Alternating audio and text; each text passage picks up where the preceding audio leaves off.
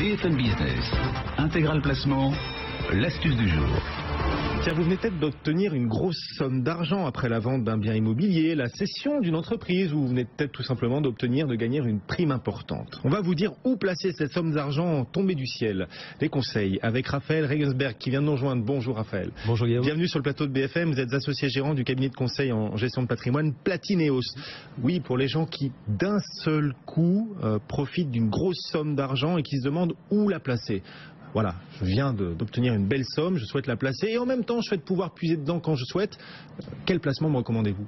Alors d'une manière générale, quand on souhaite placer une somme à court terme et de manière sécurisée, quoi qu'il arrive, on privilégie d'une manière générale le fonds euro, un contrat d'assurance vie. D'une part parce que le rendement va être nettement supérieur à celui qu'on va pouvoir obtenir sur d'autres placements sécurisés.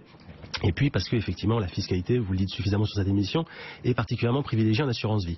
Et quand on sait en plus, quand on peut identifier en plus à l'origine qu'on va être amené à puiser de manière régulière dans le court terme sur cette somme, on a tout intérêt à privilégier un fonds euro au sein d'un contrat à participation aux bénéfices différés. Pourquoi, quand on a une grosse somme d'argent dont on veut pouvoir tirer des revenus réguliers, vous nous conseillez cette assurance vie avec participation aux bénéfices différés? En quoi cette assurance vie-là est attractive? Alors la participation aux bénéfices, il faut juste rappeler que c'est tout simplement la part du résultat qui revient à l'assuré. Donc typiquement quand vous investissez sur un contrat d'assurance vie classique en fonds en euros, vous percevez cette participation aux bénéfices chaque année. C'est typiquement le rendement de votre contrat. Quand on investit sur un contrat d'assurance vie à participation aux bénéfices différés, l'investisseur accepte de renoncer à percevoir chaque année cette participation aux bénéfices qui va être mise en réserve par l'assureur, à charge pour lui de vous la redistribuer dans un délai maximal de 8 ans. D'accord. Alors pourquoi est-ce que ça peut être intéressant? Parce que tout d'abord ça va nous permettre de réaliser sur ce contrat d'assurance vie des rachats partiels en franchise de fiscalité. Alors quand on réalise un rachat sur un contrat d'assurance vie en général, bien sûr, tout le rachat n'est pas fiscalisé. Seule est fiscalisée la part du rachat qui contient des plus-values, qui contient des intérêts. Ouais. Or, on a dit que dans un contrat à participation aux bénéfices différés, il n'y a aucune part de plus-value, aucun intérêt, tant que le terme du différé n'est pas arrivé puisque la participation aux bénéfices n'a pas été distribuée. Et donc pas d'impôt non plus. Ben voilà, puisque vous faites des rachats simplement sur du capital. Donc pas de fiscalité sur ces rachats. Ah, c'est magique là ce que vous êtes en train de nous dire. Ça veut dire qu'avec l'assurance vie à produit, comment vous l'appelez? Participation aux bénéfices différés. On peut dire PB différé. PB différé, dans cette assurance vie là, je peux puiser de l'argent même avant les 8 ans sans être fiscalisé, contrairement à l'assurance vie classique. Ah bah exactement, c'est le but du jeu, c'est de pouvoir réaliser pendant 8 ans ces rachats en franchise de fiscalité.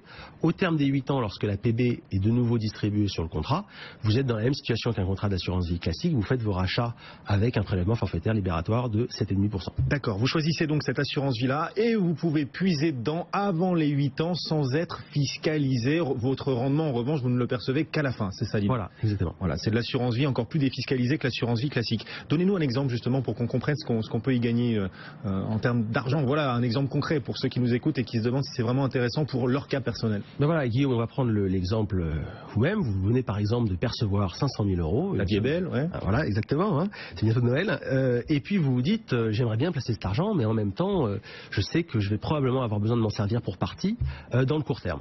Donc vous vous dites, je vais ouvrir un contrat d'assurance vie et je vais investir sur le fonds euro de ce contrat. Comme vous avez choisi un fonds euro performant, vous obtenez au bout d'un an, grosso modo, 3%. Donc vous vous retrouvez avec un contrat d'assurance vie qui vaut 515 000 euros. Et puis, au bout d'un an, vous vous dites, tiens, j'ai un projet personnel, je vais avoir besoin de faire un rachat partiel sur ce contrat, alors je vais devoir retirer 480 000 euros à peu près. Ouais. Ben, ce rachat partiel, dans un contrat classique, va donc vous coûter, grosso modo, entre les prélèvements sociaux et l'impôt sur le revenu, 7 200 euros de fiscalité. A l'inverse, vous auriez investi sur un fonds euro à participation aux bénéfices différés. Votre fonds euro aurait fait fructifier vos 500 000 euros, mais cette participation aux bénéfices serait allée dans une poche de réserve de l'assureur et n'aurait pas été sur votre contrat. Et dans ces cas-là, vous auriez pu faire votre achat 480 000 euros au bout d'un an en franchise totale de fiscalité. En économisant les 7 600 euros que ça m'aurait coûté sur une assurance vie classique. Exactement. Ah, c'est intéressant ça. L'avantage fiscal dont vous nous parlez, il est pour tous ou, enfin voilà, qui a le plus intérêt à investir dans ces assurances vie à participation aux bénéfices différés? Ce sont les grosses fortunes, même ceux qui ont peu d'argent en assurance vie, qui a le plus intérêt? intéressé. Alors, typiquement, l'avantage fiscal, il est pour tous. Bien sûr, l'avantage à l'impôt sur le revenu, il va être d'autant plus important que les sommes qu'on place sont très importantes. Maintenant, d'une manière générale, à qui ça s'adresse? Ça va s'adresser essentiellement à quelqu'un qui a besoin de placer de l'argent, mais qui sait qu'il va avoir besoin de piocher dedans dans le court terme ou de manière régulière. Donc, l'exemple qu'on peut citer, c'est par exemple le chef d'entreprise qui s'apprête à partir à la retraite, qui veut céder son entreprise et qui veut placer l'argent qu'il a récupéré. Déjà, de manière générale, la fiscalité qui va s'appliquer à la cession de son entreprise va être prélevée en N+1, donc il aura besoin de prélever sur son contrat, et puis de manière générale, il va prélever pour la retraite. Bon, on peut imaginer également aussi un particulier tout simplement qui vient de céder un bien immobilier, oui, qui se dit bon, j'aimerais bien réinvestir dans le court terme sur un nouveau bien, mais en attendant, que faire de cet argent? Voilà. Alors, il y a un avantage également à l'ISF. Les contribuables qui sont redevables de l'ISF ont un petit plus à investir aussi sur un contrat d'assurance vie à participation aux bénéfices différés.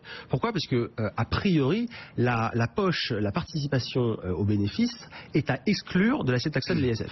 Je dis a priori, pourquoi? Mais il faut maintenant mettre des réserves, puisque en 2013, on a eu de vifs débats parlementaires qui visaient en fait à éliminer toutes sortes de contrats anti-ISF considérés comme abusifs. Bon, et parmi les contrats cités, les parlementaires ont également cité les contrats à participation aux bénéfices différés. Bon, à tort, et probablement par méconnaissance du fonctionnement, mais du coup, le doute s'est un peu installé sur ces contrats. Il en ressort finalement que ces contrats, si vous voulez, dans la mesure où la créance que détient le souscripteur sur ces contrats au titre de la participation aux bénéfices n'est ni exigible, ni certaine, ni liquide, ils n'ont pas intégré cette participation aux bénéfices dans leur assiette taxable à l'ISF. Et donc, c'est très avantageux quand on est assujetti à l'ISF aussi. Donc on résume, ce contrat d'assurance vie à participation aux bénéfices différés, il vous permet de puiser dedans avant les 8 ans sans être fiscalisé, alors que dans l'assurance vie classique, vous êtes fiscalisé avant 8 ans. C'est un service que nous rendent les assureurs, c'est vraiment gratuit ou ils nous font payer à travers des frais plus élevés quand on investit dans ces produits-là? Non, bien sûr, il y a des frais de gestion annuels comme tous les contrats d'assurance vie, mais qui sont tout à fait en ligne avec les contrats que vous pouvez trouver traditionnellement. Bien sûr, ce type de contrat, vous ne le trouverez pas en ligne, c'est plutôt des contrats qui sont réservés aux clients des banques privées ou alors aux clients des conseillers en gestion de patrimoine.